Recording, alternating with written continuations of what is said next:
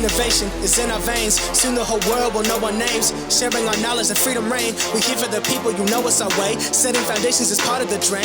It doesn't matter if you're new to the game. Listen up now, cause we all gon' say, elevate, elevate, elevate, higher, elevate, elevate, elevate, higher. We gon' rise up, we all gon' shine.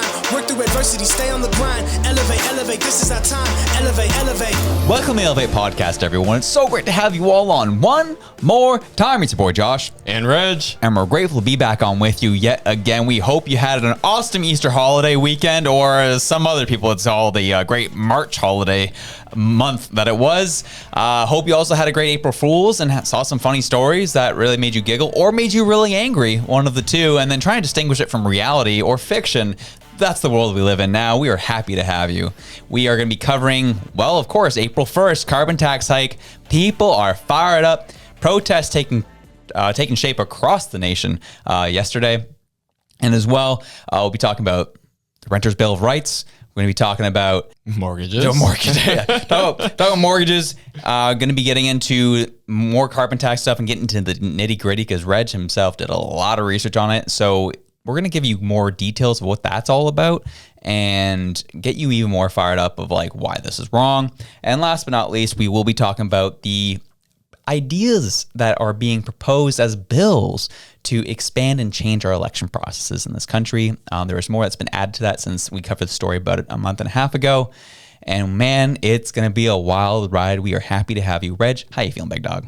I'm feeling good. Feeling like a man today. Feeling manly. Is that illegal? I don't know. It might be. Oh, gee. But I was saying to you earlier, I repaired my roof. We had a pretty bad windstorm and it actually took quite a few shingles off. Dang. So got up there, got the ladders out, got up in there and fixed my roof and had tar all over me. And I was like, God bless the blue collar workers out there doing this for a living because I would not survive. I will do it for my own house and I will come down feeling, 10 feet taller. But not for me. So shout out to all those people doing that hard work every day, day in and day out, because we need you and we appreciate it. Absolutely. I echo that sentiment as I was inserting a window into my basement and decided to use spray foam without gloves and got it all over these hands here. And you can't really tell. It's hard to flip tell. it the other way. That's where there you go. Now I can see that nice. Yeah. Like it got all over. That was Friday. It is now Monday night and it can't get it off. I looked on Reddit, different ways that people can get this gunk off their hands. And the first answer I got was the easiest thing would be to cut off your hand. I was like, great. That's awesome to know. That's classic Reddit, though. Yeah. I've done all the other things they suggested. So I go back to that first answer. I'm like, he's probably right. Just cut off the hand. It probably would have been easier. And, but yeah, it was a good weekend overall. We got to a high of like 7 degrees today here in Halifax, Nova Scotia. And you could tell because I saw multiple people running by my house with nothing but t-shirt and shorts on. A lot of man boobies out today. It was wild. And people are feeling excited. There's like, it's April 1st. Yeah, we might be getting charged up the yin yang for gas, but hey, the sun's out, guns are out, and we're going to try and enjoy our lives here. Yeah, and you know what? Actually, I think I was a little bit warmer where I'm at. So I'm just a little bit outside of Halifax. I'm rural enough that it's going to cost me an arm and a leg to drive to work every day, but not rural enough that I get that top up on my carbon tax. So that's a fun gift to me. But out where I'm at, it was about 9 degrees. Just it fluttered around 10 a few times, and I was like, "Ooh, it's motorcycle weather!" Gee, let's go! And it was funny because I was over the weekend it was my father's birthday, and so that was kind of layered in with Easter. So that was interesting, and we had a lot of fun. So as we were driving over to my folks' place to have some celebrations, my wife Kelsey, we all love Kelsey. As we said, has a background that's not political, doesn't care about politics. So when she speaks up about something, you take notice. And this happened on the drive over yesterday. She's like, what the heck is this about? And I said, seems like you had a conversation in your head there, and you included me in about halfway through. What are you talking about? And she says, so they lowered the gas prices last week, about 3 cents. And I was fired up. I was excited. But what is this I hear that's going up 3-4 cents tomorrow? And I said, yeah, that's carbon tax kicking in April 1st. That's why it's going up. she's like, what is going on? So is it just gonna be $1.70? Is that gonna be the lowest it can be going forward? I'm like, well, there's other factors to think about when it comes to economies and how gas is produced and oil, this, that, the other. Complex at times, but yeah, like it's gonna fluctuate somewhere between like $1.50, $1.70, I'm sure, at various points, at least here in Nova Scotia. And she was like, I'm done. Like, I'm just over this. Like, why is this a good idea? Like, this carbon tax is the stupidest thing I've heard in my life. And I was like, Kelsey, what are you talking about here? She's like, I hate this. It's ridiculous. And this is the funny thing. When me and Kelsey go on about like American politics, because she's American, we'll fight, Joe Biden versus Trump all day, all night. We always have a lot of fun with it. When it comes to Trudeau in Canada, it's like our whole household, multiple households that are associated with my family, we all hate Trudeau. My relatives, my parents, our household, anyone I know doesn't like Trudeau, whether you're NDP, Liberal, or Conservative. No one likes this guy. He sucks. He's made life worse. There's only the trolls online who are like, oh, he's the best prime minister we've ever had in 8 years. And, the real people out here who are struggling and who really got hit hard by this carbon tax hike, those are the real ones out here. And I know we're supposed to hit mortgages first, but because we're hitting on the carbon tax, we'll hit carbon tax first and then move into mortgages after. Yeah. It was very opportune that you said there's lots of things that go into the gas price, because that was a lesson that I learned over the Easter weekend. So I'm going to bring up my Excel sheet for you all. Dredge did an Excel sheet, baby. We out here. This is what I do for work. This is what I do for a living. Dude, that's awesome. But so basically, as of March 31st, you had the federal excise tax. So that's an extra 10 cents on your gas. Woo. You have the provincial motor fuel tax, which is an extra 15.5 cents. What? You had the federal carbon tax, which was at that time 14.3 cents. What? So those were the different taxes that you had on your gas, right? And so all those are added together, and then the HST is applied. Oh. So if you live in Vancouver, though, you get an extra bonus tax. Dude, you get extra taxes in Vancouver. You get the municipal, I'm trying to remember what it was. It was a municipal fuel service tax, I think it was called. But anyway, basically a municipal tax because you live in Vancouver and they hate you a little bit more than everywhere else. So they get they also get that tax, and then the HST is applied to everything. And so one of the things that I was kind of looking at, because everybody's just like, well, it's just 3 cents, it's just 3 cents on the gas. I'm like, but it's not. It's 3 cents, then the HST on that. So I did some numbers. And so when I actually broke down the total taxes on your fuel. So before, 37% of your fuel was just tax. That's 37%. 37%. We're now up to 38 as of April 1st. Amazing. That's great, right? And so then I was like, okay, so in a year, what did that look like for me? So my RAV holds about 50 liters. That's how much I fill it up with. And so last year, when I was actually getting the climate action incentive, which was the old carbon tax rebate, I was getting $496 in the year. When I actually subtracted how much the carbon tax and the HST on the carbon tax, I was left with a disparity of $303. I was owing that amount. So this is why I get burned every single time. They're like, 8 out of 10 households are doing so much better. I'm like, screw you. That's not true. Now, because they lowered the amount of rebate. See, this was something that got me all fired up this morning because I looked at the CBC article and they're like, provinces' rebates are going up. And I was like, not here, it didn't. And so now almost doubled. $572 extra this year that I'll be paying just because of the carbon tax on my fuel. That's just for my fuel for my car. That's if I'm just going to work. That's not taking a trip to see my lovely family in New Brunswick like I did this past weekend, which I filled up 3 times for that. So that's carbon tax on top of that I'm not even accounting for in this kind of work. This is only 1 tank of fuel per week, every week for the year. Then I was like, you know what? We're going to take this on to a provincial level. We're going to look at Nova Scotia as a whole. So then I said, okay, what are we looking at for the usage of just gasoline in Nova Scotia? And so I found the most recent number I could find was in 2019. And so they averaged about 1,420 liters per person. So then I multiplied that by our most recent population data.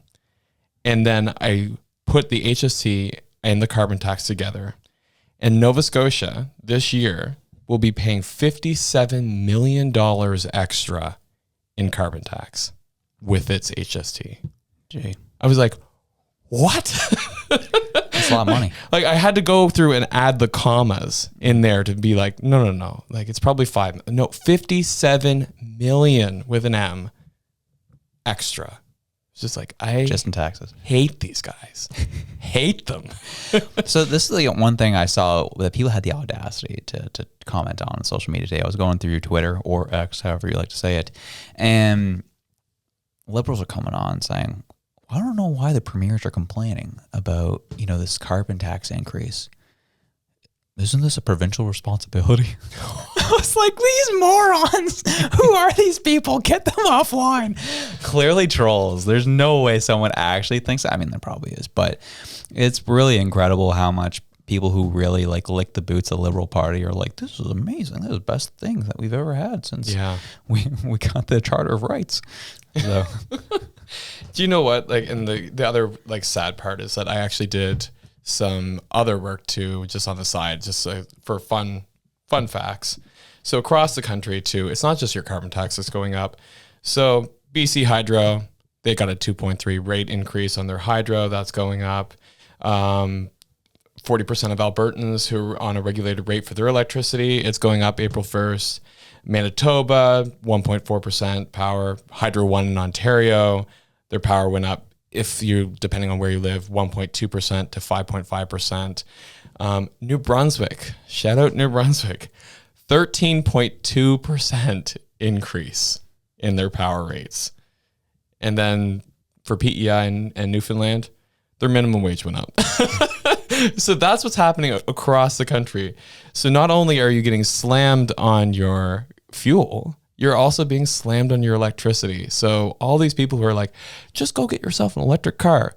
It's like, one, you have to have the money to have this expensive new electric car. Two, they're raising your electricity rates anyway, because how are they making that electricity? They're burning oil. They're burning natural gas. They're burning fuel. That's how they're making the electricity. So when the carbon tax goes up and that price of fuel goes up, so does the electricity. And they've cited that in all of these increases. So it's absolutely asinine for people to be like, oh, households are doing so much better with the carbon tax and with their rebate coming back to them. I was like, that is the biggest load of BS I've seen in so long. For sure. And I think at this point too, we all know, people who listen to the show, we're preaching to the choir. We're just reiterating things that you already know. I think it's cool to have some numbers behind it to really be able to inform your discussions that you're having with people you love, your friends, your family, whatever. I'm not the person who's going to be wasting their time talking to people online. I'd rather talk to real people because people are going to have their opinions and they're not going to change them. They are tribal and they're just going to vote for their team regardless of what they're doing. There's clear behavior that indicates that on both sides of the aisle. You're going to get what you're going to get. But I think what was cool, at least to see different protests erupt around the country today. The Nova Scotia New Brunswick border was probably the biggest one in the country, where they disrupted the border. RCMP had to, for safety reasons, narrow the highway down to one lane, which really frustrated people because that was a lot of traffic, a big traffic jam.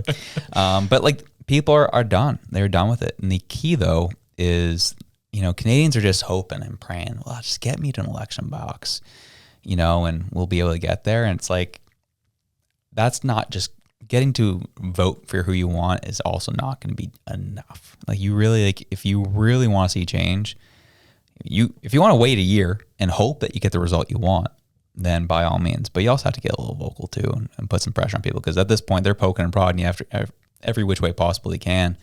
You have to start getting loud. So yeah, and if you have a Liberal MP, I feel bad for you because basically what's happening too in the House of Commons is that if you're in a Liberal MP, you're not allowed to say anything bad about the carbon tax, no matter how loud your constituents have been protesting it. And so what I think is interesting is because we have the Liberal MP for Hants Kings, Cody Blois. He tried to stand up in the House of Commons because he got asked directly a question by Pierre Poilievre. He said, you're the head of the Farmers Agricultural Committee. What do you think? What are farmers saying to you about the carbon tax? He goes to stand up to talk about it. The Liberal whip, literally shuts him down, tells him, sit down, shut up, don't speak. And you can find this all in the open parliament notes, and it's hilarious to actually read through what happens. And so basically what happens, to give you the Coles Notes version, Pierre Poilievre asks him about this carbon tax. He says, you've got a lot of farmland, a lot of farmers in your riding. What are they saying? And you're the head of the agricultural committee. Goes stand up, Liberal rep says, sit your ass back down. You ain't speaking. And then another Liberal member decides to speak for him. Pierre Poilievre goes, I wasn't talking to you. I was actually talking to that member. Can you answer the question? Speaker of the House gets up, who was a Liberal, says, we can't direct questions to, members specifically. If you want to talk about this, you have to direct it to me. He says, okay, through the speaker, what is this? and so again, that member is not allowed to speak. So through this whole time, you have about 6 or 7 different exchanges. You had Trudeau stand up and talk. You had Chrystia Freeland stand up and talk. You had Sean Fraser stand up and talk. Everyone but this poor guy was allowed to speak. And Pierre Poilievre calls it out. He's like, I guess, he's not allowed to speak because the Liberal mouthpiece has to speak for him.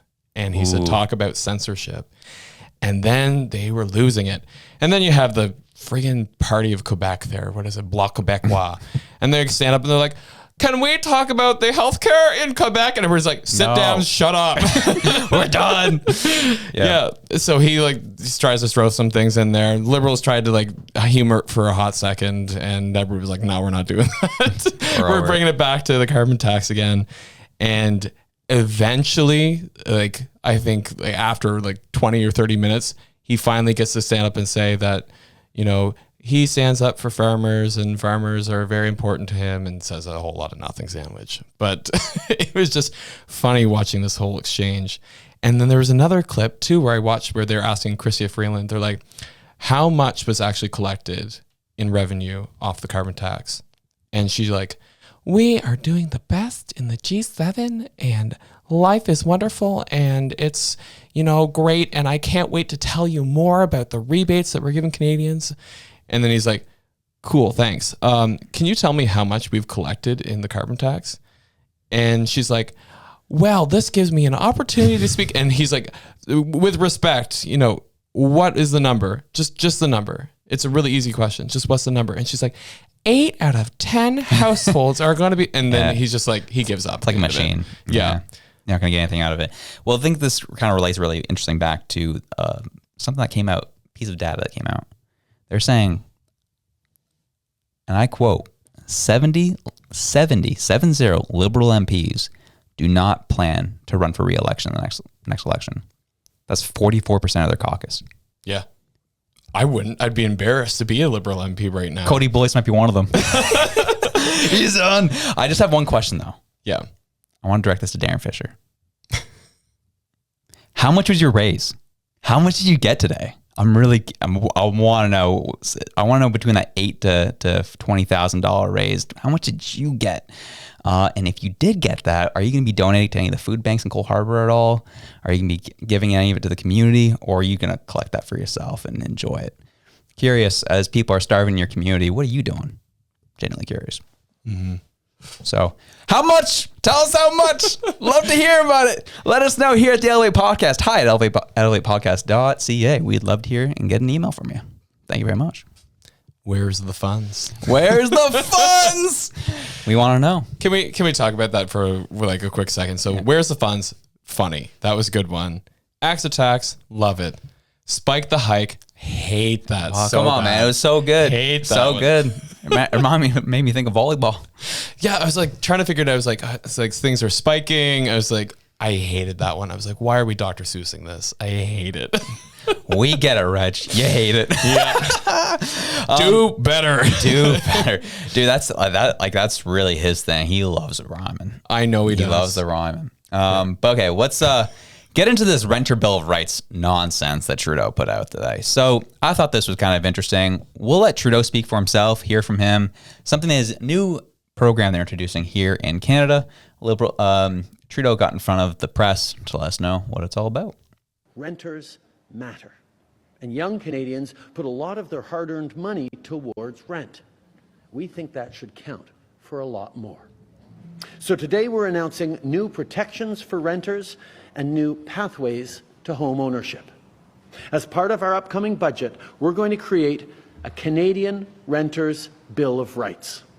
It would create a nationwide standard for lease agreements, give renters a clear history of apartment pricing so they can bargain fairly, and make sure they have more agency.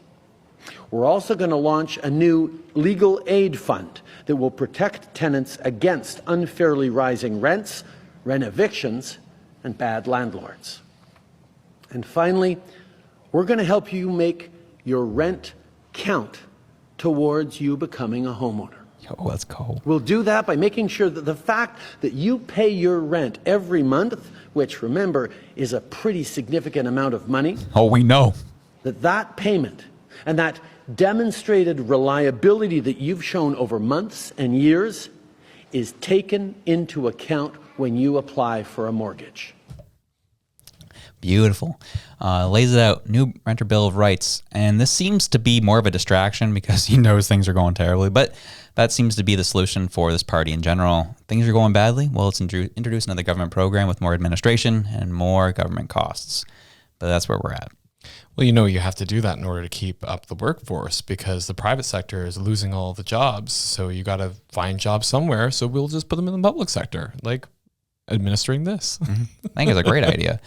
And again, it's just another Band-Aid solution. And in some ways, I did appreciate at least he tried to at least feign that people could purchase a home still these days.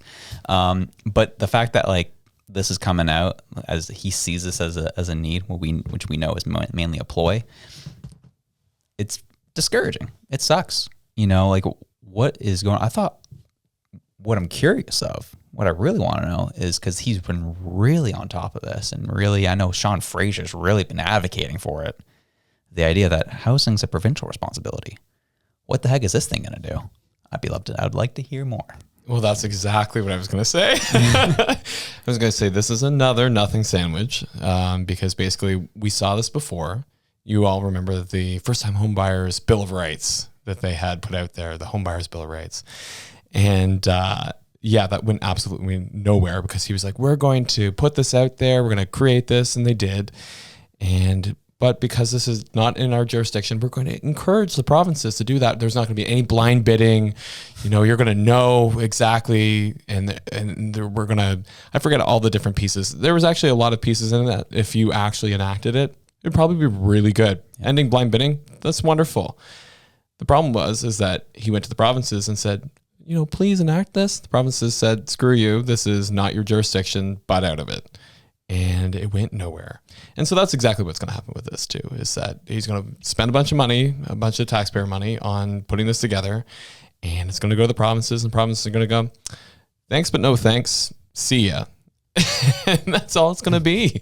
How you doing? Keep it moving. Yeah. That's exactly what's going to happen. And that's what is frustrating in terms of, I was talking over the dinner table over this issue in general. I think regardless of what you think of this era of Liberal Party ruling the country, this Trudeau era, I think the very least, what the good thing that this man has done is he's made Canadians a lot more aware of politics and how politics work in our country, which I think is really is a positive because like more people are talking about than I've ever seen before because more people are frustrated, they're being more impacted by government decisions. But like this is another one of those like people can see through it at this point. We know this is going nowhere. We know you're just trying to look good. You're trying to distract because your record's terrible. The whole country hates you, except for like the people in like maybe like the big cities like Toronto or Vancouver. But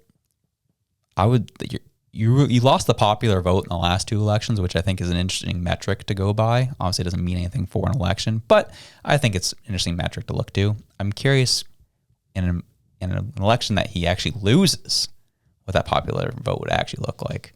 So yeah, and like even if we look at the pieces of the Renters' Bill of Rights, like let's say in a perfect world, Trudeau walks in with this Renters' Bill of Rights, brings it to the provinces, and provinces accept it with open arms.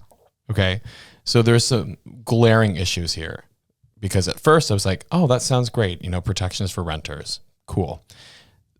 We would love to see people be able to afford houses. Great. And their big thing that they were talking about was the credit history piece. They're like, okay, you should be able to use that credit history. You know, it's dumb that you don't. The problem is that your credit history is maintained by private corporations with a secret sauce that nobody's allowed to know. So this is where I'm just like, how are they going to use that credit history? What happens if like, because I've had moments where I forgot to pay my rent on time. I pay it the next day. We're all good because I had a really good landlord, and he was like, you're a really good tenant. You've never missed a day, you know, chalk it up to this being a holiday weekend kind of thing. And it's been great. And my landlord actually, like who I used to have my apartment with before I bought my house, really, really awesome guy, kept the rent low, didn't ever raise it on us until the very last moment, like the year that we left. And so I'm worried that what happens when you get some landlords who then start raising the rent through the roof and actually ends up destroying somebody's credit history because they're like, this is untenable. We can't afford this ridiculous rent. If rents were actually at a normal, reasonable level, like, yeah, that would make sense. So I'm looking at it and like, this looks like a way to kind of entrap people and then also use credit history in a way that's just going to keep them renting forever, that it's actually going to do the opposite, that's not going to help them because we don't have the formula for your credit history. And it seems so counterintuitive even when you're looking at your finances, because I know this, that when I actually add debt to my portfolio, my credit score goes up. And then when I pay down debt, my credit score goes down. So it's really, really frustrating to look at this and say, you're now moving something that's going to be even more impactful on people and putting it in the hands of somebody that we don't know, the Equifax of the world, who will not share their formula for it. Mm-hmm. Yeah, there was also one piece of that bill that I thought was interesting too, is the idea of forcing some type of registry to see the history of rent at any given property. Again, as you said, nice idea, but if a perfect world that worked, it still doesn't fix the affordability issue. No. Like, it's like, okay, great. Yeah. Wow. You know, last month I'm renting this house for $2,400 a month. Month before that, it was going for $1,900. Reality is there's still not enough places for people to live in. So who cares what it cost 2 months ago? I have to pay that because I have nowhere else to live if I can't. It's a simple economics issue. And again, it just shows how flowery of just, we're doing this for the people. We care about people. Meanwhile, all of your policies have made things wicked unaffordable. People are impoverished. People are hurting. People can barely get by at this point. But here, I'm going to get out in front of cameras again and say, I do care for you. Trust me. We got you. Yeah. And like the other part of it too is even just the idea that like, even if you had a spotless credit history, you were able to afford the payments and you could see the previous payments for the entire history of that rental unit. That doesn't mean anything because you've got 50 other people all trying to get to that same apartment. Mm-hmm. Like, who's going to be able to barter with a landlord when there's such a disparity between amount of people needing an apartment and apartments available? This is not building apartments for anyone. This is not building houses for anyone. We're still letting in millions of people by the year into this country and them having nowhere to go. So this is absolutely asinine to think that this is going to help in any way with getting people into homes. It's not building homes. In fact, I was listening to a stat in Ontario that they're building homes right now at the same rate as 1991 with 14 million more people now. Like what are we thinking? And then I was looking at Sean Fraser's, new housing plans that they had put out. They said, well, this is a wartime measure. We're going to do this and it's going to make it so much easier. And it's going to clear the pathway. Nobody's building single family homes. They put all the incentives onto rentals And then they're going, well, we're doing everything we can. No, you're not. You want to make, home ownership more affordable for people, make rent and make mortgages claimable on your taxes. That's an easy way to do it. You can do it in the States with your mortgages, at least. I don't know about rent, but mortgages are deductible from your income tax. Do that here. Yep. So I think I'm gonna call a spade a spade, and you might hate me for this, but I don't really give a crap at this point. The way we've been talking, the way we've been discussing these issues is we're coming from a perspective of that they actually care about their constituents. They clearly don't. Admittedly, like a year ago, could not stand Cody Boyce. Over the past year, he's starting to win me over, but I still don't like him. He's winning me over from I can tell he really wants to do well by his constituents, but he feels absolutely handcuffed. The part of me that still doesn't like him is because he is a pansy and decides not to say, screw you. I'm going to represent my constituents as an independent. I don't need to be a part of your party, Trudeau. I'm out. That I think would fire me up. Love to see it happen because Josh, well, if he's not in the Liberal Party, then he's not going to be very effective. And he's not effective now. He's not doing anything. He got told to shut up in Parliament the other day. You think that the same thing's not going to happen as an independent? Same old. But at least you show your constituents you care about them. At least you show that you were with them, you love them, you care about them, that you were willing to put your political career on the line for them. But now you wanted to get your raise. You want to be at the party.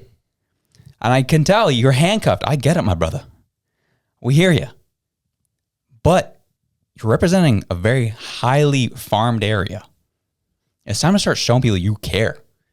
And he came out against the carbon tax a month or so ago, but been quiet since.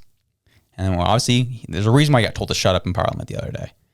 And so I'm just with him. I would love to see him take a stand. I would like to see more Liberals take a stand because we know there's some Liberals who are clearly just doing what they're doing to buy their time, extract as much money out of the system as possible to line their own pockets and just move on from there. But there are some Liberals who I know who are screaming on the inside, and I implore those people, step up to the plate. Do something worthwhile. Now's the time to start fighting for Canada. Start fighting for the country you love, that you claim to love so much, and take it away from this tyrant in power. Enough's enough. I'm done being nice. I'm going to use terms like tyrant. I'm going to use terms like authoritarian because that's who's in power. We've let it happen as Canadians because we by nature are really nice people. We by nature give people the benefit of the doubt. We by nature will always help our neighbor. And because of our good nature, we've allowed someone who hates us in power. And he's continuing to put the screws to us, hurt the people who are most vulnerable. And he keeps telling you, looking in the face. And he says, I still care about you, when he clearly does not. And that's where I'm saying, I implore any MPs, especially Darren Fisher, who thinks he's the man, Sean Fraser, who thinks he's the man, Andy Fillmore, who sucks. All these people, I implore you to start waking up. And actually, if you actually care for your constituents, show us. Donate your raise. Donate it. Where's the funds? How much was your raise? Tell us. And donate back to your freaking communities and show you actually freaking care. I love that you almost call it the tip. Yeah. Because that's kind of what it is. It's like, it's a little cherry on top, for doing a whole lot of nothing. And I don't think I hate that statement at all. That's kind of how I've been feeling with it all. And it's been a lot of work to try and stay positive and try and not pull out of this country. Cause that's kind of been the conversation going around multiple circles of mine. My immediate family circle, circles of friends, everybody's going, is Canada the place that we're going to retire in and we're going to live in? Is this Canada the place we're going to die in? Is this where we're going to stay? And that's really, really shocking to think about. The fact that you have people who have roots, who have connections, who have family, who have friends, who have built their lives here now going, am I not able to stay here in this country anymore? The place that I grew up in, the place that I was born in, the place that I love. That's a wild thing. And then to think that you have people who have power, who are in power currently, that could make a difference and could speak to those people who are saying, am I going to have to leave, and say, no, I will stand up for you. I will do my job. And they get just told to sit down, and then they do sit down. That's the part that's kind of frustrating. Mm-hmm. It's don't sit down. Don't shut up. Actually represent us. Is that really too much to ask? Just look at Bill Casey. Mm-hmm. The man got voted in multiple times as an independent. He was mad about how he was being told to vote. He said, this does not do well for my constituents. And the people loved him. And he's able to go to bed at night and sleep well, knowing that he represented his constituents. And they, like I said, they elected him multiple times over as an independent after that. So that's what you need to look to as your inspiration, not this guy with the crooked smile that's, shaking your hand and then got his hand in your pocket at the same time. He loves that. Yeah. No, I think you're spot on. I just really wanted to get that out of my system, because I feel like over the past couple months, that was kind of how I've been feeling, where I'm like, yeah, like we're speaking from a very logical perspective, from a very pragmatic perspective, which I think is important. I think we need to do that. But something just kind of hit me today. I was like, I'm done talking as if I'm giving these people the benefit of the doubt. They suck. I hate these people because they hate me. That's how that is. However, and I think you brought something, I don't think I've said this publicly yet, and I'll say it publicly now. You kind of brought it here, you're talking about with your family and what's going to happen, what you guys could do. That's kind of where me and Kelsey are at. I had this conversation with her the other day, and she's on board, where I said, 2025, even if Trudeau gets a minority government again, we're out. I will have to sell my properties, and I'm out of here, because they will drop in value 100%. And he's ruining the country. He's ruining everything that I grew up knowing. And I just for the sake of my family living and thriving in life, we're out. We have to leave. We'll be given no other choice. Josh, well, if it's a minority government, I was like, well, we've had a minority government for the past, 4 years, and they continue to do whatever they want to do. Pretty much, they've acted as if it's a majority government. So that's kind of where we're at. I don't know what happens with the show if that happens. We can cross that bridge when we get there. Hopefully, we don't have to get there. But yeah, like if there's no change in government in 2025, I'm out. Like I'm serious as a heart attack. I'm gone. Yeah. So, and it's just it's really sad, because I know that there's people that we both know that have already gone, that have already left. Yeah. They said, you know what, I can't wait till 2025. I'm gone. And that to me is like what makes me sad, because I'm like, no, like this place is worth saving. I respect people who've left. I respect their choices. That's, on them to decide what is best for them and their families. But yeah, that's kind of where I'm just like, I'm in it. I'm trying to fight the good fight. And, that's why we're going to Ottawa. Yeah. That's why we're taking y'all with us up to Ottawa, so that we can actually get a good view on what is coming, because I do think this is where I'm going to go back to hopeful again. Mm-hmm. I really do think when we look at the polling data, we look at the amount of people who are angry, look at the amount of people who are hopeful, and then like correlate that back. It looks like we're going to have a conservative majority government. Some might say a super majority. I think that might be, calling it a little too early, but yeah, I do think that we're going to have a conservative government. So that's why I'm excited. That's what's giving me some life here in the next couple of weeks. Absolutely. Yeah, I think that's a good segue into our next topic here about elections. Yeah, because these are things, again, when you have a totalitarian government in power, don't just go out quietly in the night. They go out with a bang. They go out with a screech. And that's what we're going to see here. This next election, you got to get out and vote. You have to make your voice heard, because they're introducing what we call Bill C-65. And we talked about this a couple months ago, where they're kind of want to make, add more days for voting and make it easier for mail-in voting and mail-in ballots and this, that, the other. Well, Bill C-65 has officially been proposed. And what they want to do is, so we can just brush up here what this bill says. They want to add 2 additional days of advance voting, giving Canadians a total of 7 days to cast their ballot. So keep in mind, too, we're going to read this through, and this is going to come from a perspective of making voting easier and more accessible to the populace. That's how they're trying to sell it. So add 2 additional days of voting, giving Canadians a total of 7 days to cast their ballot. Wow. Improve the vote by mail special ballot process, including by allowing voters who registered for but did not use their special ballot to vote in person on election day with safeguards to prevent double voting. Sure. Make the 2015 pilot Vote on Campus program permanent. Offer dedicated on-site voting for electors in long-term care, including allowing staff to identify the best day and time for residents to vote. Give voters who require assistance, such as those with disabilities rendering them unable to mark their ballot, the choice of who may help them when voting. And, this is a fun one, move the 2025 fixed October 20th election date to the following Monday to not conflict with Diwali. And so there's so much of that there that I'm like, yes, yes, yes, ooh. Which one did you go ooh at? I'm curious. So if you go back up, so the mail-in ballots one freaks me out a little bit because I watched in the States how mail-in ballots just seem to change things. Yep. Depending on how things are trending, suddenly the mail-in ballots come in and they all seem to be favoring the other guy.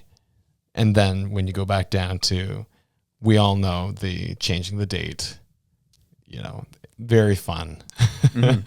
Of course, it's not to conflict with that holiday. That's the only reason. Yeah. Well, what I thought was interesting too, after doing a little bit of research, is let's rewind back to 2019 when the Jewish community came forward and asked and requested that they push the election week by 1 week. The Liberals said, no, we can't do that. We can't push past October 20th because it's in the Constitution. We can't go farther than October 20th. All of a sudden, it falls on Diwali. Well, we got to push it by a week. That has nothing to do with the fact that Liberal MPs line up for the pensions that week. And all of a sudden, they're all in. They're all good to go. We love the corruption at all the levels. It's awesome. But we won't get into that. But to be fair, though, too. Nope, there's no the fair. amount of Conservative MPs and NDP MPs that are also going to be eligible for their pensions, too. That's why I don't think there's going to be a big fight from the other two parties. I think they're going to be like, yeah, this sounds great. That's fine. And they'd be okay with it because I think that there's a lot of them that are also going to be eligible for their pensions and be like, sounds great. I actually would be curious. I think Poilievre's platform is going to tell us, he's going to tell us, party, suck it up. I don't care. We're going to get in anyways. So whatever. Yeah. Don't worry. Like, I think that's the play he's going to have with his party. Like they need to push it because they're going to lose. Yeah. We're going to win. So you ain't retiring. Yeah. Play by the rules out here. Right. Yeah. So I think that's kind of the way it's going to play. I think you're right though. I think the NDP, they know they're going to lose too. So they'll probably want to push that as well. So likely that part could pass. Yeah. It would be interesting to see how many Bloc Québécois, how many NDP, how many Liberal, and how many Conservatives will actually be eligible for their pension if this gets pushed a week. Yeah. Because that will tell you how it's going to go. Mm-hmm. Again, as you said, improving the vote by mail special ballot process. Like, we've seen this time and time again. This doesn't work. Do you want to see how much this doesn't work? We don't need to. We can talk about 2020, the election of the states, and how awful that went. We can also look at other parts of history. Shall we? Let's have some fun with it. This is also, to be fair, I did fact check all these points that Elon Musk tweeted out. I thought this was an interesting stat. Okay. Another gift from Elon. Look at that. Yo, Elon's getting all the gifts these days, dude. So tell everybody what the first gift though was. I'll get into the wildcard segment. I'm breaking up my mentality for this one. Oh, okay. All right. So France banned mail-in voting in 1975 due to fraud. Mexico banned mail-in voting in 1992 due to fraud. Belgium banned mail-in voting in 2018 due to fraud. Sweden does not permit mail-in voting. Italy does not permit mail-in voting. Ukraine does not permit mail-in voting. Russia does not permit mail-in voting. Japan does not permit mail-in voting. No Middle Eastern country permits mail-in voting. No Latin country permits mail-in voting. Nobody does this. So you have to ask a question. Why is it being pushed here? It clearly doesn't work. It hasn't worked. And fraud is always fraught with mail-in ballots. Holy crap. You want to trust these people? I don't trust them. Yeah, and especially because we've just added how many more millions of people? Yeah. And all those people, they could send in their mail-in ballots, and we wouldn't know because half these people, again, are brand new to the country, brand new citizens. I really think that is going to be what's going to be most scary, looking at what our election is going to look like, because it's just going to be like, I know a lot of those folks are being let in by Trudeau, and so they're going to probably have some allegiance to the government that gave them citizenship. And if they're hearing that another government wants to limit immigration and they are themselves brand new immigrants, I think that this plays right into Trudeau's hand. So when it comes to like the big thing that was stated with the mail-in process too, right? Where it says, again, improve the vote by mail special ballot process, including by allowing voters who registered for but did not use their special ballot to vote in person on election day with safeguards to prevent double voting. What are the safeguards we're talking about here? Yeah. Because we use a paper ballot process. It's very easy just to mail it in here, go to the polls on election day and vote again. We have no real way of checking if you voted it twice or not. Like, it's not like we scanned it and it's going to a digital system. It's like, oh, this person already voted. Keep it moving. It's a paper ballot. I might be unknown. I don't know. What do we have in place to make sure you're not double voting? I'm unaware. I don't think there's a process, but I could be wrong. I hope there is. I want the chain of custody to be secure for everybody. I want everyone to have an opportunity to vote. But I don't know if we actually have a proper process to check, especially if we introduce something new. How much is that enough time to like do the proper checks? I have a feeling no. yeah, well, this is the problem, right? Is that they don't specify, they don't say, because they don't know. They don't have a plan. When they have a plan, it's laid out. Mm-hmm. They don't have a plan for the safeguards. They're just saying that they're going to have it there. It's theater, is what it is. What are your thoughts on this, though? I'm curious. They give voters who require assistance, such as those with disabilities, rendering them unable to mark their ballot, the choice of who may help them when voting. What are your thoughts on, like, how do you feel when you read that? It's like, I'm curious. At first, I was like, are you that disabled that you're not able to vote? Like, and then, you know, what does that mean? That they're so disabled that they're not able to mark their ballot? Does that mean that you have like Parkinson's? Does that mean that you have lost your limbs somehow? Like, you know what I mean? I'm like, what does that mean? Does that mean that you have a mental handicap and so you know, have the mentality of a 6-year-old and therefore can't, but you know, you are of age to vote and now somebody else is going to vote for you? It's interesting. I wonder what the process is right now, because I don't think that anybody would be turned away because they don't have limbs or the ability to, you know, mark in the circle correctly. Like, you know what I mean? Like, depending on an illness or what have you. If you are of sound mind, I don't think you're going to be turned away right now. So I wonder, I wonder what the thought is for that. Because on the surface, if you have a disability and you say to somebody, you say, I would like my wife to help mark the ballot for me, or I would like my father or mother or whomever, my person who's going to care for me and who's going to represent my wishes the best. I am saying that this is my person. I think that's great. That sounds great on the surface, but I'm just wondering, how far are we stretching the idea of disability, and how do you verify that that person has selected that person to then vote on their behalf? It's weird. Again, it needs a little more substance to it, because right now it's very open-ended. Absolutely. A lot of things that are mentioned here are slanting towards the party that's going to lose an election. So what is this? Where does this go? Because the next thing I'm looking at is, you know, the pilot program that was done back in 2015, the Vote on Campus program, essentially setting up polling right on campuses everywhere, which we know those who are younger, especially the way our campuses and the way they're run ideologically, are going to vote a certain way. So I think that's interesting. But then the other part was intriguing to me, was offering dedicated on-site voting for electors in long-term care. So essentially, what I understand is that essentially setting up polling stations at long-term care stage, which is interesting to me. Like, A, has that not been done before? Why is that new? And why are we doing? Like, it's really interesting how they're trying to expand all the ways we can vote. Which is, I mean, hey, at the surface, awesome. I think everyone should have the opportunity to vote. But like, why is this important in 2025 and not so much important in 2021, 2019, or 2015?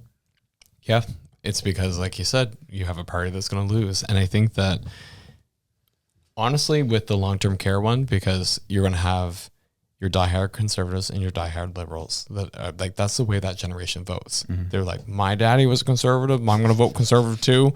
My preacher told me I had to preach conservative values, so I'm going to vote conservative. And then you have the same people who are like, I have always voted liberal and I will bleed liberal till I die. And like, that's your long-term care community, right? Right. You were right about your campuses. They're more liberal leaning usually. I think you'll see a change up with half your Gen Zs, and then when your Gen Alpha eventually gets to university, they're very conservative, which is interesting. But your Gen Zs, though, are split like in half, where you have very, very, very fervently liberal and then very conservative. So I think it'll be interesting to see how that plays out. But I think that your very conservative Gen Zs are probably not attending universities. They're probably attending more trade schools or colleges or different things that feel more practical and more down to earth. Whereas I find that in my conversations with the few Gen Zs that I know have spoken very negatively about university and about how they feel the ideologies that are on campuses right now don't reflect their vision, their views. So I think that it'll be interesting, but I do think that expanding to universities, I still think that it's important because we know that it's woefully low in younger populations voting. So I think that any way to actually extend that towards that population is probably a good thing. So yeah, I like it, but I do understand the underlying part of it is that we know that university kids are more likely to vote left. Yeah. So I'll leave it at this. Bill C-65, write your MP about it. Tell them you don't want it. Because there's just too much bias in this bill that I'm not here for. If it was brought forth by, I know it's funny, you and my dad view this very similarly, but I'm a huge believer in it. But if this bill came forward by the Senate, I would want to trust it a little bit more. But the fact it's not coming from the Senate and it's just being brought forward by the liberals, I don't have any time for it. Ditch it, get out of here. Let's keep moving to 2025, baby. I'm going to rise on a point of order here. Let's go point of order. I would trust it more if it came from the Senate, 100%. I just think the Senate is redundant and that we are paying for a stupid second duplication of Parliament, and that the first Parliament should be doing their jobs soberly, that we shouldn't have to have a second sober thought. I think it's dumb. So I mean, that's great. That's my. I hear you. I respect your perspective, but people ain't perfect, and we need checks and balances up in here, dog. So you're saying we should have more government then? Why not have a third branch of government? Please. To have a third level. We should. Bring on what the states have. I'm here for it. Oh, I'm here gross. for it. Bring it in where it makes sense. I want checks and balances, man. I'm done. I don't want to see people. We just talked about how our country is so fraught with issues that we can't get rid of totalitarian governments here. Right. So why are we going to try and centralize more authority into one branch of government? I don't get it. Because I'm not saying centralize more authority per se. I'm saying that if you got rid of the Senate, then the check and balance is the people. Give the people the ability to oust a leader. Give the people, if you have this many percentage of Canadians that say we are not happy with our government, that sign a petition, then they actually have to call an election. Give the people the ability to call an election. Okay, so how do we make sure that those petitions are done in good faith? Make sure that they're not crap signatures that just somehow got amassed in a sketchy way. How are we doing it right now when we're making sure people are voting legitimately? Paper ballots. We do paper ballots. Mm-hmm. So tied to ID. Which is tied to ID. So you'd have to tie signatures to ID, basically. Okay. And also I'd say with the advent of all of our advancements in technology, I don't even know if government as it exists now is even relevant anymore. You could actually have everybody log in and vote on an issue. On the blockchain, baby. Exactly. Mm-hmm. So I just think that this is an irrelevant way of doing business. Whew. Fire. Fire. Oh, man, we love to see it, big dog. We love to see it. Well, I think that was interesting. I think we kind of finish off with our little bonus here, dude, is this whole national food program that Trudeau threw at us. Another government program for us to just absolutely be, the children. Think about the children. And you know what? Like, the worst part is like I've said before, the population that you want to invest in the most is kids. It's children, it's babies, small toddlers. That is the group that you need to invest in the most. Mm-hmm. The problem I have with this is that this is spaghetti on the wall. It's like we're throwing a renter's bill of rights at you. We're throwing the food program at you. We're throwing, like, I'm waiting for UBI to be thrown out here. Like, it's coming. It's definitely coming. Wait, that'll be 2025. We'll put that on the bingo card. Yeah. But like, they're throwing spaghetti at the wall and they're like, what are the people? What are they liking these days? Like, we'll scan the Facebook and the Twitter and TikTok, social and media monitoring. Exactly. Yeah. And we'll figure out what's working, because that's what they're doing right now. They're just throwing stuff at the wall. Do you know what my favorite part about this bit, like this being introduced, is? What? It's another provincial issue. Yeah, I know. That's exactly what I thought, because I was like, Tim Houston, the premier of Nova Scotia, literally just funded a food program for kids in schools. And I'm like, oh my God. What are we doing here, dude? And then I also found this out too, which I didn't know about. You probably knew about this because you're pretty in deep with government. But I found this out through obviously the stuff that we've been going through with our family. I didn't know Nova Scotia had a pharmacare program. Yes. Yeah. Again, I didn't know about this. And a lot of provinces do. And yet here we are, NDP and Liberals. We brought pharmacare to the people. It's only two things: contraception and what was the second one? I can't remember. It was like two. Only it wasn't even pharmacare. It was just two things that they cover now.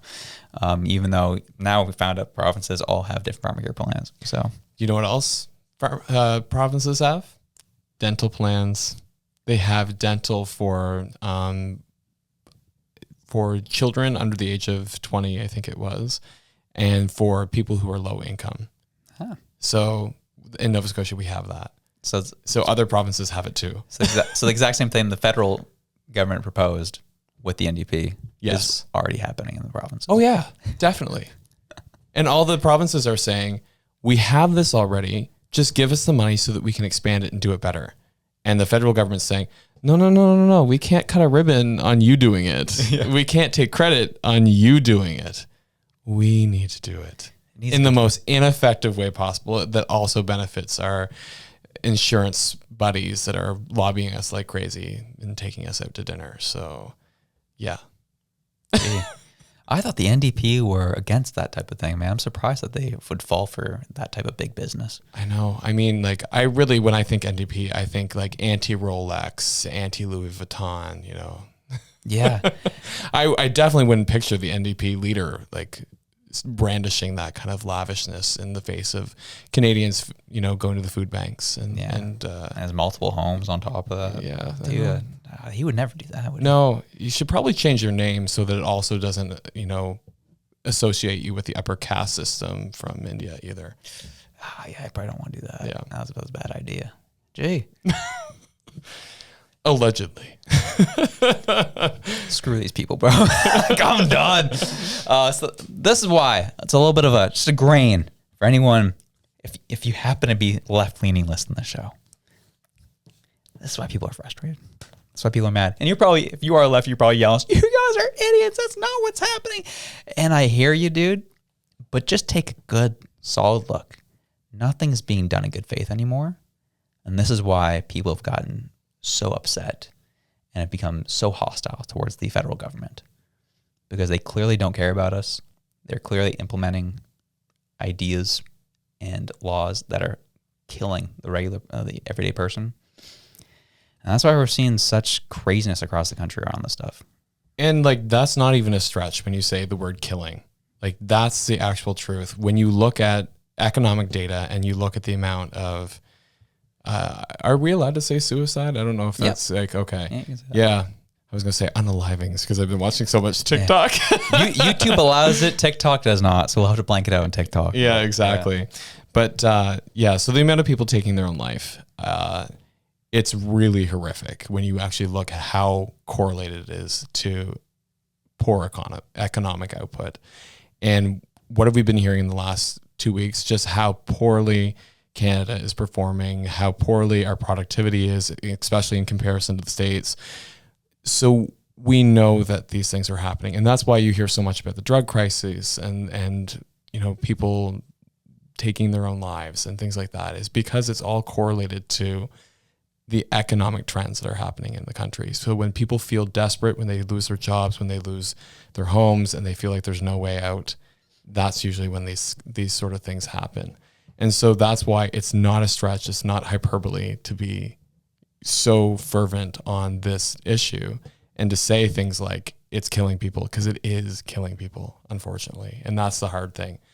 So please don't do that, because there is always hope. Mm-hmm. And we love you and we care about you, and so do your friends and family. So this is the issue though, dude. Like, clearly all those things are Pierre Poilievre's fault. I agree. Because he's calling it out, because he keeps talking how bad it is in Canada. So obviously everyone thinks it's bad because he's saying it's bad. Well, it just gives me the opportunity to tell you about how 8 in 10 families True. all want 8 in 10 families want Trudeau to step down. Yeah, true. You're not wrong. And I think that's the one thing I think is we've joked about on the show before, that is what's unifying Canada right now. Like the unified hatred for this man is wild. Yeah. Like there's no, like, I don't think I've actually talked to, there's only probably one person in my life who I can say like actually supports this man. And I'm not like, I've joked about this before, because like I'm more right leaning. You'd think I'm hanging out with more right leaning people. I don't. I have a lot of left leaning friends who all think I'm psychotic. And even there, it's like, I just can't get rid of this guy. Get rid of Jagmeet. He sucks too. And I'm like, well, Poilievre? And they're just like, no, he's the worst. So we're just like, oh, we're getting somewhere though. So I have to say, I had 2 different conversations with my left friends, and one where there's a real despair happening with Liberal voters, where they're like, we acknowledge that we hate Trudeau. We're with you on that, but we're so afraid of Pierre Poilievre. And one of them was a family doctor, and she's worried that, all the harm that's going to come basically when they remove funding for harm reduction in drugs of abuse. So I understand, like, there's going to be a lot of people that are going to be like grieving basically, and they're worried about what's coming. And I don't think they're totally wrong in the sense that this is going to be an austerity prime minister. Jennifer L has already said that. I've totally said that a couple times, and I think that's basically what it's going to be, because we can't keep spending money that we don't have. And we don't have a lot of money. Yeah. Or broke. We're in the most debt we've ever been. Basically, on a per capita basis, it's looking real bad. I don't know if it was 50,000 or 75,000 that they said that every Canadian now owes because of this government, on top of what we owed before. And so, yeah, I understand where Liberal voters are concerned, but I think that they're living in a magical world if they think that we can keep spending and keep going on the way that we're going without any kind of consequence. And so that's the part that I think is hard. And I also think that Pierre does turn a lot of people off. Yep. There's not a lot of warmth. And so I think that that's something that they're worried about. They're like, oh, he's just Canada's Trump. Which, I mean, hey, that's what the Liberals have tried to brand him as, which he's like not even close to Trump. Like, if you want, like, you would hate your life if he was actually like Trump, because Trump loves indulging in the culture war and getting people fired up. Yeah. You know what I'm saying? Jennifer did talk about this with that one MP who talked about how Trudeau is a fake Catholic. Yes. Yo. Oh, gee. I can't. Oh, gee. I don't really want to fully, because I can't remember her name, but it was a conservative MP that comes out. He's like, well, he can't be a real Catholic because Catholics think homosexuality is a sin. They think abortion's a sin, and he clearly loves all of those things. So is he really a Catholic? I was like, you are a conservative MP who's likely to win your seat in the next election. what are you doing? What are you doing? Shut up. And did you see the timestamp? Like, she posted this like midnight. Yeah. It's like, get off your phone, go to bed. You obviously need some sleep. Seriously, I was like, gee. And so Jennifer brought it up. I thought it was an interesting point she made, where it's like, you're killing the rest of the party, like in like these like battleground areas. Like, they need all the help they can get. This is not helping. And what will happen during the election cycle, it'll remain quiet for now, but election cycle, that will be brought back up. Well, one of Paul Yev's little conservative MPs, this is what they think of the LGBT community. Mm-hmm. You want to vote for that? Idiot. Absolute idiot. So, gosh. Yeah, let's move on to happier things. Can I just like give you one more carbon tax thing? Sure. Just real quick. Sure. So what got me going this morning was that the CBC posted an article bright and early. First thing they posted was this glowing article praising the carbon tax. I had to laugh because one of the things that they put in there was they were saying about how we can't be expecting the climate to change back to the way we want it, and we can't be expecting habits to change overnight. And the lady goes, it's like steering a container ship, a freighter ship. Oh, and I was no. like, no, you did not. And like, I feel bad for people In down the Baltimore? States, in Baltimore, but like, I was just like, yeah, you're steering that ship right into the bridge that is Canada. Yeah. Oh, gee. It was bad. Now that's going to get memed at hardcore up It is. And then the best part is at the very end, because they cite all these studies that is done by Environment Climate Change Canada, ECCC. And then the other one was done by another initiative, basically. It's a nonprofit that's funded by Environment and Climate Change Canada that both put out studies that obviously said the carbon tax was great. And they were both condemning the parliamentary budget officer who said, like, no, it's not so great. We actually can do forecasting and see how badly it's going to treat everyone. And that in a year's time, Nova Scotians, actually 80% of us will be significantly worse off because of the carbon tax. And I was like, there's your 8 and 10 households right there. Yeah. But yeah, so at the very end, it's like, and this is all funded by, it was like Environment and Climate Change Canada and Scotiabank and then Loblaws. I was like, no way. What are you doing, Loblaws, funding this study? But I just thought that was fun. Can we also talk about who also heads the Environment Climate Change Committee, who also funded that research? Who? Stephen Guilbeault. Ah, there you go. So here's your trifecta right there. Yeah. Our 3 favorite people in the province or in the country. Here we go. Guilbeault and Galen in bed together. And we all love Scotiabank. Gee, craziness. But anyways, like, I honestly don't have anything wildcard related. However, super psyched for WrestleMania this weekend. Dude, I'm pumped. It's going to be great. Storylines are awesome. I'm excited. Those who are the 3% of our audience who's into wrestling, let's go. Best storylines I've seen in WWE in a long time. Fired up about that. Number 2, Elon gave me a nice gift. I was fired up, dude. I threw it out there in the beginning because I wanted you to talk about it because it's so cool. Dude, yeah, so those who own Teslas, you know, if you've gone through the buying process, at the end, you have the option to add full self-driving for $10,000. And I'm like, never going to use it and not worth $10K.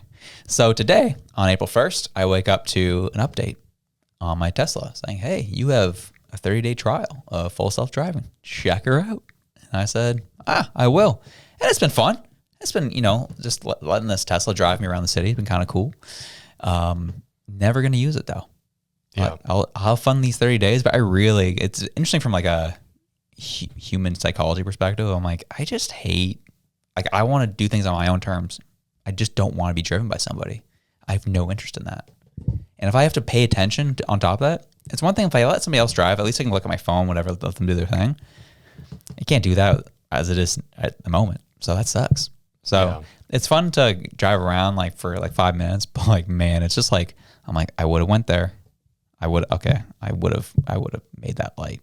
Why are you slowing down? This sucks. Why are you driving the speed limit? I hate this. So yeah. God love Jen. So my wife is an excellent driver. I will never take that from her. and it's mostly because she's a defensive driver and a cautious driver. And so there was one day I asked her if she could pick me up from work because she was closer to the car. I had a meeting that ran late. And all I could think about with your self-driving car was the fact that I was like, I wasn't relaxed. I was still paying attention to everything. And we were coming up and people are like moving in front of her and around her and everything because it's rush hour traffic. And I'm just follow the guy a little bit closer and then the light turns yellow and she slows down for the intersection like you're supposed to. And I'm like, I would have run that. So I can totally understand. Yeah. And it's like one thing, it's like, especially if you're in the car with somebody else, like, yeah, someone else is driving. So it's like, okay, it's them, not me. I can try my best not to transfer my emotions onto the person, even though Kelsey's probably listening to laugh and like, you do that all the time with me. But like when you're the only one in the car, it's just like, it's the car. It wasn't me. Sorry. It sucks. It's brutal, but hey, it's fun. It's a fun little 30-day trial. I have fun with it. I'll let it drive me home tonight. There's no one else on the roads. It's funny. I don't have a wild card for this one either. The only one I could come up with, and it's just more political. Oh man. Was the, did I send it to you? The Nana Land, like meme. Oh yeah. Yeah. So basically if you grew up in the 90s and you're a Canadian, you've probably heard of this stupid little green alien. It's called Nana Land. Yeah. And I love that show. She's got this like stuffed duck and she's like, time to drink. And then like pours the juice and it's just like drowning this stupid stuffed duck. And she's like, oh no. And she's upset. And then they've just memed the hell out of that. And it's like, the jug is now taxes and the duck is like the Canadian ratepayer. and there's been other ones too where it's like Trudeau's bills and the Canadian. It's just like the duck is always the Canadian. And they're always drowning in something. But yeah, that's all I could think of. Dude, but those are good memes. They're good. Yeah. I love them. That show has come up with some great memes. And like, again, it was like, like you said, a show in the 90s that no one really, like it was popular, but the fact it's had a resurgence on TikTok and memes is so fun. And there's so many good moments from it. Like Kelsey, it was a Canadian show, I'm pretty sure. And Kelsey had never seen it before, obviously. And she's like, this is hilarious, though. Like, I love these. So we love to see it, man. We love to see it. Yeah, I showed my parents on the weekend over Easter, and they were just like, what is this? This is what I was subjected to on Canadian television growing up. Dude, that was, wow. That was a dang good show, dude. Dang good show. So, whatever it is you're doing, whether you be going for a walk, having a March holiday weekend with your family, or watching WrestleMania with The Rock and the millions and millions of fans, whatever it is you're doing, whoever you are, we love you. We're out. Peace.